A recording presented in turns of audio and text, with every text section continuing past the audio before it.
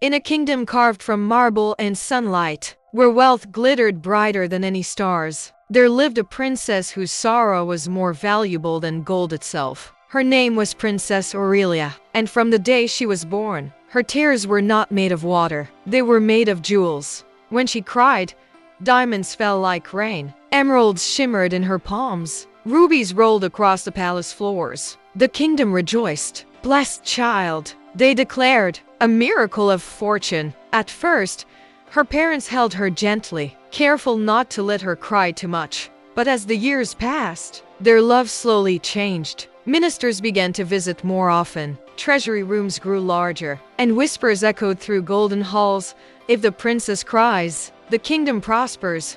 So they found ways to make her cry. Not cruelly, not at first. A sad story here, a lonely night there, just enough to bring a tear. And with it, another jewel. Aurelia didn't understand. She only knew that every time she felt pain, everyone else smiled. As she grew older, the tears became harder to summon. Her heart began to guard itself. But the kingdom grew greedy. They demanded more. Lavish feasts were held in her honor, but she was never allowed to laugh too freely. Friendships were kept distant. Joy was discouraged because joy brought no riches. And so, Aurelia learned something dangerous, that her sadness was her only value.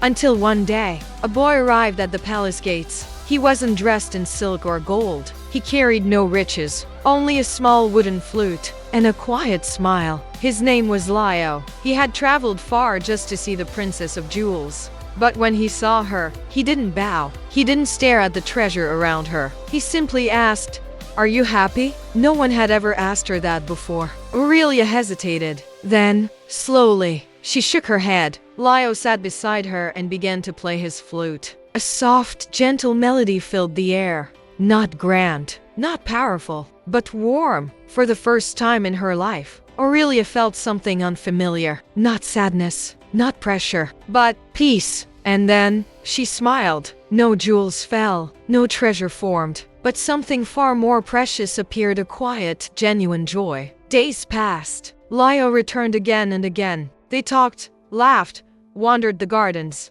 And with every moment, Aurelia cried less. The kingdom noticed. The treasury stopped growing. The ministers grew anxious. The king and queen grew afraid. This must stop, they said. One night, they ordered Lio to be sent away, far beyond the kingdom, never to return. When Aurelia learned the truth, her heart shattered. She ran through the empty halls, calling for him, but he was gone. And for the first time in many years, she cried, but these tears were different. They fell heavier, brighter, more radiant than anything before. Not small jewels, but great, glowing crystals filled not just with sorrow, but with love. The entire kingdom gathered in awe. "This is it," they shouted, "the greatest treasure of all." But Aurelia looked at the shining pile before her, and for the first time, she saw it clearly. All her pain, all her loneliness, all turned into something others desired. She stepped forward, and with trembling hands, she pushed the jewels away. "I am not your treasure," she said softly. The room fell silent. "My tears are not meant to make you rich. They were meant to be understood."